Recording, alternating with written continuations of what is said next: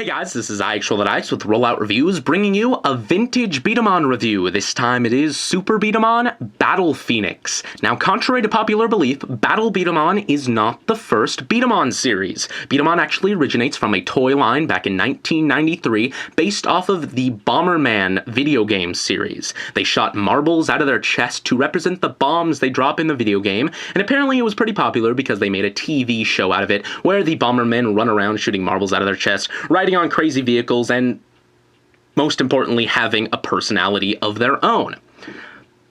Super B-Daman, which is the next series, is the first series to establish them as competitive toys in the show.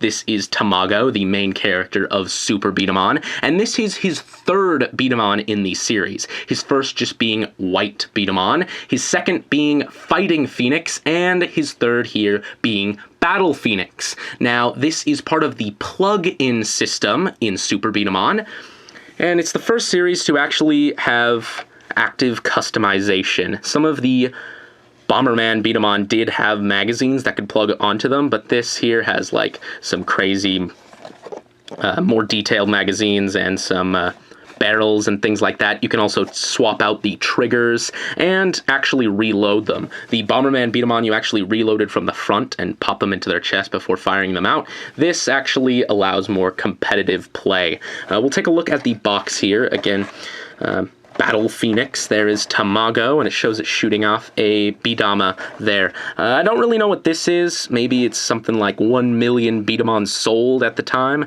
Not really too sure about that. Talks about the plug-in system there.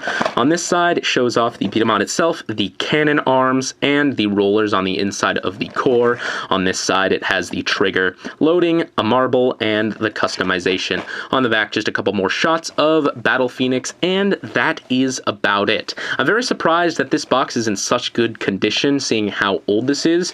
This B-Daman is actually from 1998, so not as old as the old Bomberman B-Daman, but still pretty aged. So let's take a look at the B-Daman itself. Now obviously, taking a look at the design of Battle Phoenix, we can see that Cobalt Blade took a few cues from it, with the foot design, the color scheme, the flames, and the eyes. However, this B-Daman more greatly influenced, believe it or not, Drive Garuburn. Now, Crossfight B-Daman ES came out 2012-2013, and I like to think of it as a 20th anniversary series, seeing as a lot of the Super B-Daman designs greatly influenced some of the gimmicks in Crossfight B-Daman ES, and Garuburn is no exception. His whole existence is pretty much based off of Battle Phoenix here. The emblem charge gimmick is based off of the cannon arm gimmick, and it has the rollers and drive strip, just like Battle Phoenix. So that's very cool. Also, these are referred to as cannon arms, making this whole piece a reference by itself. Now, it's worth noting that Super B-Daman are notorious for their quality over time.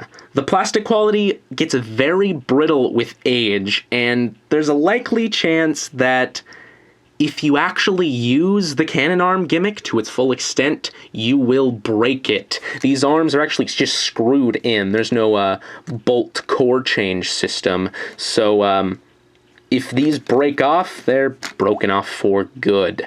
It's supposed to be used sort of just like Emblem Charge, where you push these in to add tension to the hold parts and increase the power. But again, do that to its full potential and you're gonna run into some problems. It has these springs here, and if anything else, I recommend actually pulling back on the cannon arms here to ease the pressure rather than apply it, just to be safe. Now again, it has the drive strip and the rollers on the inside. However, I think the drive strip is less to give a spin on the marble in this case, and more just to apply more power to the shot. As you can see, it has a cover over the back, much like the early Crossfight B-Daman releases. The trigger, very interesting looking here. And all around, very different. Now, it is part of the plug-in system. It has the plug-in logo right on its head here. And there is a little bit of customization, but not a whole lot. The legs here can come off. Very difficult to get out there. The plastic has gotten very stiff over time, but pull hard enough.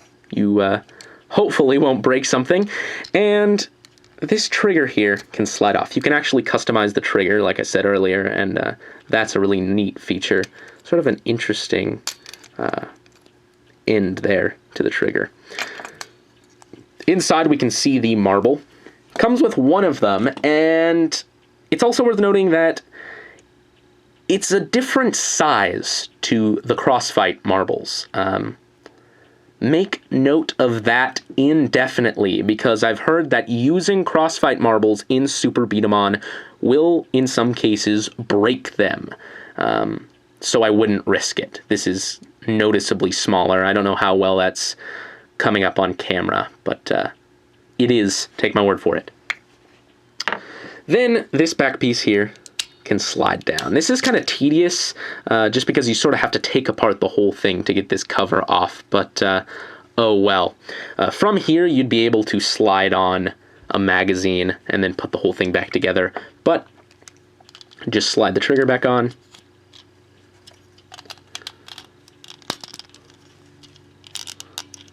Plug the feet back on and lock them in with this little mechanism here. Now, the instructions would suggest that to reload this Beat-em-on, you push the marble through its chest. That's very scary. I don't recommend doing that. Instead, just put it through the back. Now, you can't really store 2 marbles in there just because, 1, there's not really all that much space, and 2, the power of the shot will just drop it out of the back anyway, so there's no point in doing that. So, Super Beat-em-on came out at a time that safety regulations really hadn't been put in place. So these things are very powerful and don't really have a safety mechanism. Let's just do a quick test here. For a control, we'll test the shot of Drive Garo Burn. I have my B-Spee V here. Let's do a test shot with the emblem charge completely activated. And it reads 3.6. All right, now let's do a test shot with Battle Phoenix. I'm not going to push these in, but I'm not going to pull them out. We'll just test it like this. It's very, very difficult to fire, actually.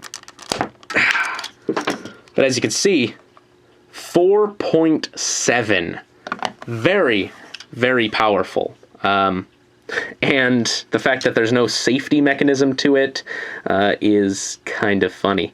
Again, I'm sure you could get a lot more power out of it if you pressed these in, but I am not going to risk that. Overall, a very, very cool beat-em-on. I'm really happy to have this in my collection. Unfortunately, these things don't go for the cheapest of prices. I've seen these go for upwards of $120 online. Not easy to find. However, if you find one for a good price, if you keep your eyes open and you really want it, I recommend this. I found this for about $40, which all things considered isn't cheap for how small this little figure is, but considering it's a vintage collectible, I think I was very, very lucky. Again, considering that these things can sometimes go for over $100, which is just crazy. So, if you really want it and really want to put out the extra dollar to get it, then I guess I recommend it, but aside from that, it's just a cool thing to have. So that is about it, guys, and this is iActualAX signing off.